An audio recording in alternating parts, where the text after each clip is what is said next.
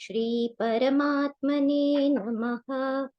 अथ श्रीमद्भगवद्गीता अथ चतुर्थोऽध्यायः।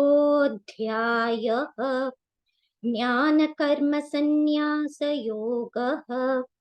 श्रीभगवानुवाच इमौ विवस्वते योगं प्रोक्तवानहमव्ययम् विवस्वान्मनवे प्राह मनुरिक्ष्वाकवे ब्रवीत्। एवं परम्परा प्राप्तम् इमं राजर्षयो विदुः सकाले नेह महता योगो नष्टः परन्तप। स एवायं मया तेद्य योगः प्रोक्तः पुरातनः भक्तोऽसि मे सखा चेति रहस्यं ह्येतदुत्तमम्। अर्जुन उवाच अपरं भवतो जन्म परं जन्म विवस्वतः कथमेतद्विजानीयाम् त्वमादौ प्रोक्तवानिति। श्रीभगवानुवाच बहूनि मे व्यतीतानि जन्मानि तव चार्जुन तान्यहं वेद सर्वाणि न त्वं वेत्थ परन्तप। अजोऽपि सन्नव्ययात्मा भूतानामीश्वरोऽपि सन् प्रकृतिं स्वामधिष्ठाय सम्भवाम्यात्ममायया। यदा यदा हि धर्मस्य ग्लानिर्भवति भारत अभ्युत्थानमधर्मस्य तदात्मानं सृजाम्यहम्। परित्राणाय साधूनां विनाशाय च दुष्कृतां धर्म संस्थापनार्थाय सम्भवामि युगे युगे। जन्म कर्म च मे दिव्यम् एवं यो वेत्ति तत्त्वतः त्यक्त्वा देहं पुनर्जन्म नैति मामेति सोऽर्जुन। वीतरागभयक्रोधाः मन्मया मामुपाश्रिताः बहवो ज्ञानतपसा पूता मद्भावमागताः। ये यथा मां प्रपद्यन्ते तांस्तथैव भजाम्यहम्। मम वर्त्मानुवर्तन्ते मनुष्याः पार्थ सर्वशः काङ्क्षन्तः कर्मणां सिद्धिं यजन्त इह देवताः। क्षिप्रं हि मानुषे लोके सिद्धिर्भवति कर्मजा। चातुर्वर्ण्यं मया सृष्टं गुणकर्मविभागशः तस्य कर्तारमपि मां विद्य कर्तारमव्ययम्।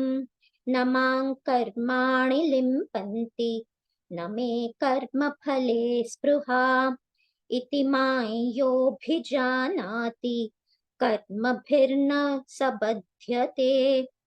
एवं ज्ञात्वा कृतं कर्म पूर्वैरपि मुमुक्षुभिः कुरु कर्मैव तस्मात् त्वं पूर्वैः पूर्वतरं कृतं किं कर्म किमकर्मेति कवयोऽप्यत्र मोहिताः।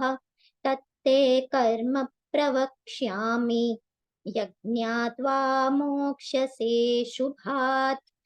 कर्मणो ह्यपि बोद्धव्यं च विकर्मणः अकर्मणश्च बोद्धव्यं गहना कर्मणो गतिः।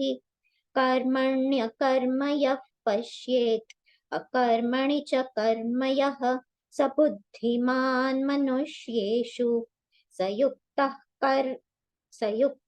कृत्स्नकर्मकृत्।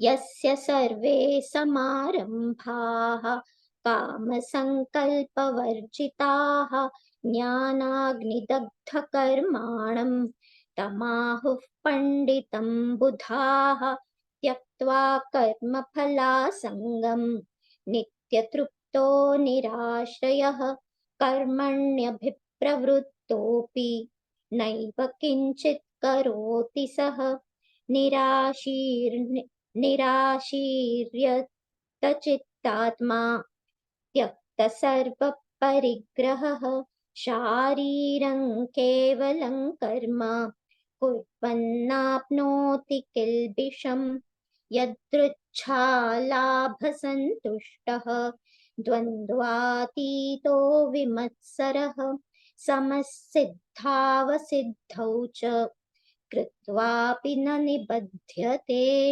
गतसङ्गस्य मुक्तस्य ज्ञानावस्थितचेतसः यज्ञायाचरतः कर्म समग्रं प्रविलीयते ब्रह्मार्पणं ब्रह्महविः ब्रह्माग्नौ ब्रह्मणाहुतं ब्रह्मैव तेन गन्तव्यं ब्रह्मकर्म समाधिना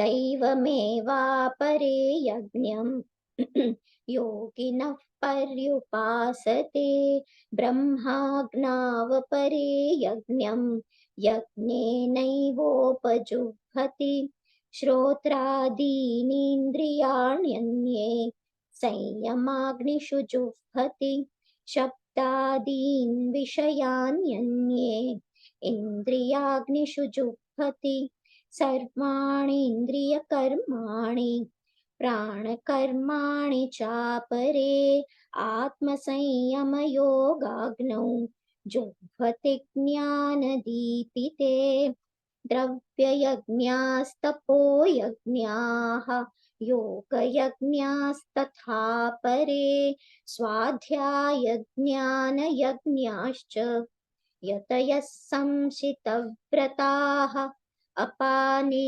जुह्वति प्राणं प्राणे पानं तथा परे प्राणापानगतिरुद्ध्वा प्राणायामपरायणाः अपरे नियताहाराः प्राणान् प्राणेषु जुह्वति सर्वेऽप्येते यज्ञविदः यज्ञक्षिपितकल्मषाः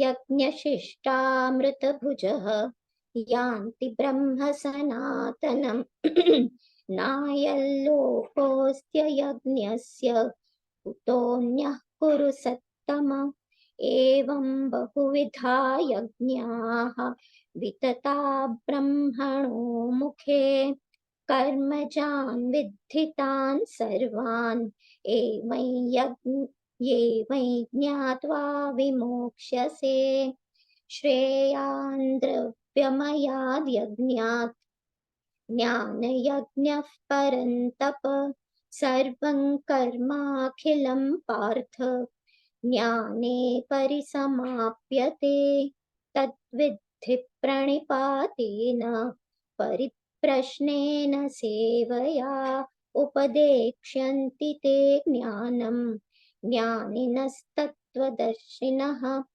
यज्ञात्वा न पुनर्मोहम् एवं यास्यसि पाण्डव येन भूतान्यशेषेण द्रक्ष्यस्यात्मन्यथो मयि अपि चेदसि पापेभ्यः सर्वेभ्यः पापकृत्तमः सर्वं ज्ञानप्लवेनैव वृजिनं सन्तरिष्यसि यथैद्धांसि समिद्धोऽग्निः भस्मसात् कुरुतेऽर्जुन ज्ञानाग्निः सर्वकर्माणि भस्मसात् कुरुते तथा न हि ज्ञानेन सदृशं पवित्रमिह विद्यते तत्स्वयं योगसंसिद्धः कालेनात्मनि विन्दति श्रद्धावान् लभते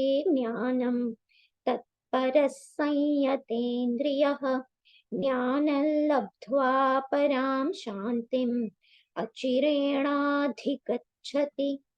अज्ञश्चाश्रद्धधानश्च संशयात्मा विनश्यति। नायल्लोकोऽस्ति न परः न सुखं संशयात्मनः। योगसन्न्यस्तकर्माणं ज्ञानसञ्छिन्न संशयम् आत्मवन्तन्न कर्माणि निबध्नन्ति धनञ्जय। तस्मादज्ञानसम्भूतं हृत्स्थं ज्ञानातिनात्मनः चित्वैनं संशयं योगम् अतिष्ठोत्तिष्ठ भारत। ॐ तत्सदिति श्रीमद्भगवद्गीतासु उपनिषत्सु ब्रह्मविद्यायां योगशास्त्रे श्रीकृष्णार्जुनसंवादे ज्ञानकर्मसन्न्यासयोगो नाम चतुर्थोऽध्यायः। ॐ तत्सदिति। सर्वधर्मान् परित्यज्य मामेकं शरणं व्रज। अहं त्वा सर्वपापेभ्यः मोक्षयिष्यामि मा शुचः।